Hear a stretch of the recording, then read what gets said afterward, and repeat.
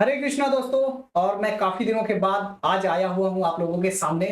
कुछ ऐसे मैं रैंडम आप लोगों से बात करने के लिए आया हुआ हूँ और मैं सोचा कि काफी दिन हो गए और आप लोगों से रूबरू नहीं हो पा रहा हूँ, इतने मिल नहीं पा रहा हूँ।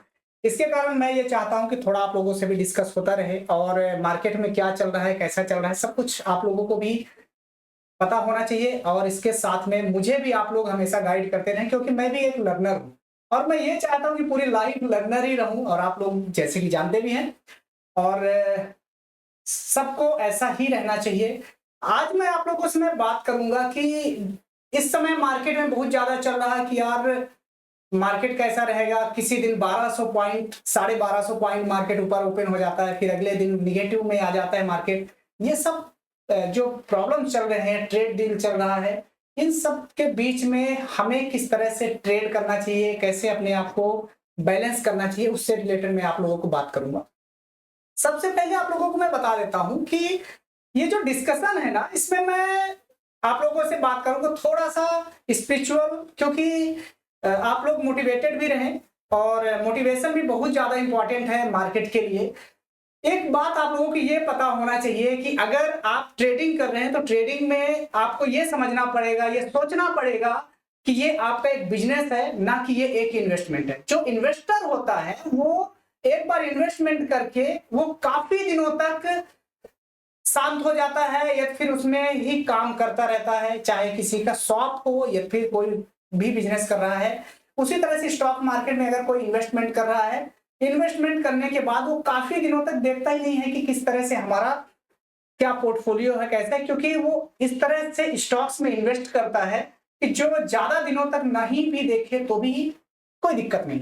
इसी तरह से आप लोगों को यहाँ पे भी समझ के चलना पड़ेगा कि अगर आप लोग ट्रेड कर रहे हैं तो ट्रेडर्स को ये बिजनेस की तरह चलाना पड़ेगा। जब आप बिजनेस कर रहे होते हैं तो आप लोगों को ये भी पता होता है कि आपके साथ में अगर कोई भी रहता है तो फिर वो टाइम पे आप अच्छी तरह से ग्रो कर पाते हैं।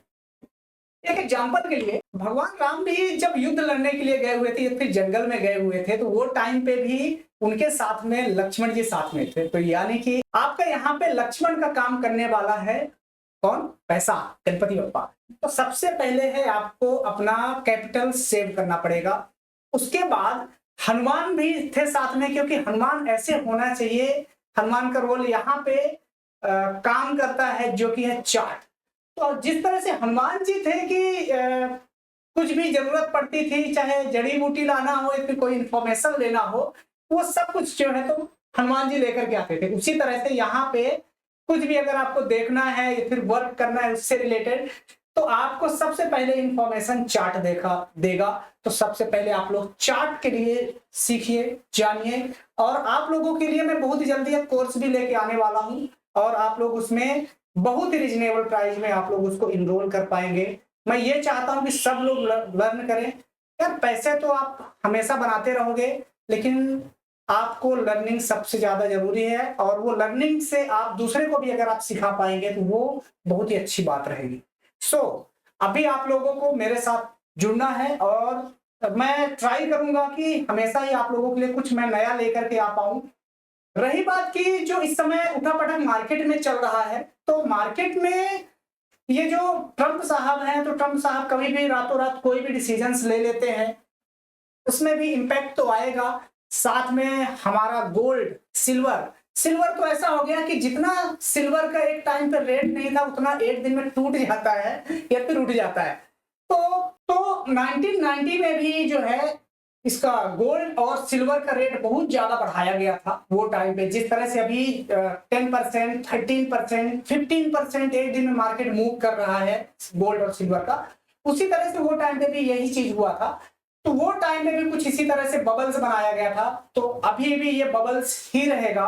आप लोगों को ज्यादा दिनों तक इसमें इस तरह से उठा पटक नहीं देखा जाएगा, क्योंकि डॉलर का इसमें क्या है कि जब गोल्ड और सिल्वर का रेट बढ़ता जाता है तो डॉलर्स में इंपैक्ट पड़ता है। इसके कारण मार्केट में लोगों को एक डर सा हो गया था कि यार डॉलर ही, क्योंकि इंटरनेशनल करेंसी है तो बहुत सारे कंट्री भी मिल करके अपना करेंसी भी लॉन्च करना चाहते हैं, जैसे कि ब्रिक्स करेंसी हो गई। और चाइना खुद ही बोल रहा है कि हमारे करेंसी में आप लोग ट्रेड करिए। तो बहुत सारे ऐसे प्रॉब्लम्स हैं और ये जो सिल्वर है, तो आप लोगों को मैं बता देता हूं कि हो सकता है, ये कंफर्म नहीं है, हो सकता है कि 31 मार्च तक में सिल्वर आप लोगों को 1,13,000 के आसपास मिलेगा। ये मेरा सिर्फ प्रेडिक्शन है, ये कोई भी किसी से जानकारी नहीं, मैं एक चार्ट पैटर्न में देख करके आप लोगों को बताया हूं, और वो चार्ट भी आप लोगों को बहुत जल्दी उससे रिलेटेड भी वीडियो आपको मिल जाएगा।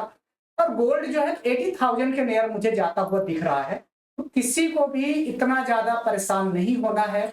बहुत सारे लोग बोलते हैं कि अभी तो मैरिज का टाइम आ रहा है, तो वो टाइम पे गोल्ड का रेट, सिल्वर का रेट बढ़ेगा, थोड़ा बढ़ता है, लेकिन गोल्ड जितना लोग हाथ में, गले में पहनते हैं या फिर घर में रखते हैं, उससे ज्यादा कोई फर्क नहीं पड़ता है मार्केट को, इतना ज्यादा नहीं, क्योंकि जितना इंडिया का गोल्ड स्टोर है उतना में अगर इसको जो लोग ज्वेलरी वेयर करते हैं तो उसमें अगर आप काउंट करेंगे तो 4 to 5% ही होता है, इससे ज्यादा नहीं होता है।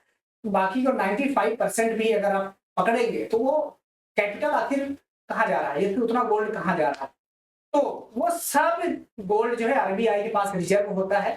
और ये गोल्ड जो होता है, तो अगर कोई भी बड़े ट्रेडर्स होते हैं, लाइक एग्जांपल के लिए आप समझिए कि टाइटन है, या तो फिर कल्याण ज्वेलर्स है, या फिर जो भी बड़े बड़े ज्वेलर्स वाले हैं, तो वो कोई 5 ग्राम 10 ग्राम ऐसा गोल्ड तो नहीं खरीदते नहीं, वो सीधा सीधा खरीदेंगे, तो वो लोग टन्स में डील करते हैं। तो हम लोग तो बहुत छोटी सी बात है, लोग ट्रेडेड करते हैं और इसका भी इम्पैक्ट पड़ता है। इसी तरह से डॉलर है, तो डॉलर का भी एक अलग तरह से इम्पैक्ट है, क्योंकि एक एग्जांपल के लिए कोई भी अगर हार्वर्ड यूनिवर्सिटी में पढ़ाई करने के लिए जाता है, तो 2020 में जो लोग हार्वर्ड यूनिवर्सिटी में या फिर कहीं भी आउट ऑफ कंट्री में अगर पढ़ाई करने के लिए जाते थे, तो वो टाइम पे इंडियन करेंसी के हिसाब से 10 लाख रुपए अगर लगता था, तो वो टाइम पे डॉलर के हिसाब से पैसा वहां पे दिया जाता है ना। तो वो टाइम पे अगर डॉलर का रेट एक पकड़िए कि 70 रुपीज है, तो वो हिसाब से अब डॉलर का रेट हो गया 91 रुपीज। तो 21 रुपीज जो बढ़ा हुआ है, वो परसेंटेज वाइज अगर आप काउंट करेंगे तो अप्रोक्स 30% का जो मूवमेंट आया हुआ है, हमारे फीस में भी इम्पैक्ट पड़ेगा। यानी कि जो 10 लाख की फीस होती थी, तो ऑटोमेटिकली वो 13 लाख की हो जाएगी। तो इसी तरह से डॉलर का भी इम्पैक्ट है। फिर भी हम लोग बहुत जल्दी मिलेंगे, और मैं ट्राई करूंगा कि ज्यादा से ज्यादा मैं वीडियो बनाऊं। इसके लिए आप लोग कमेंट जरूर करिएगा, ताकि मैं उसी हिसाब से, मैं आप लोगों की जरूरत के हिसाब से और कंबाइन करके मैं जो है तो आप लोगों को